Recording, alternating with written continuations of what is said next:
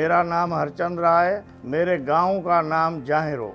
मेरा खानदानी पेशा लकड़ी का काम है। मेरी उम्र जो है वो अभी 80 साल है।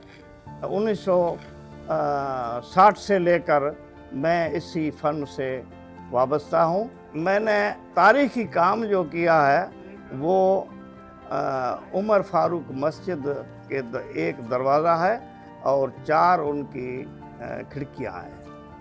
वो मैंने काम 2003 से लेकर 6 तक वो काम किए। रोज़ाना 3 कारीगर 3 हेल्पर हम जाते थे। 3 साल लगातार मैंने उनका काम पूरा किया। वो तारीखी काम है। उसमें 4 किस्म के काम किए हैं। एक तो है फूलपत्ती का काम। फूलपत्ती में एक हमारी सिंध की फूलपत्ती है, दूसरी कच्ची रंबी है। उसमें खासियत ये है कि वो है लकड़ी सफ़ेद कलर की, उस पे कोई भी पॉलिश नहीं चढ़ती है, वो सफ़ेद ही सफ़ेद रहेगी।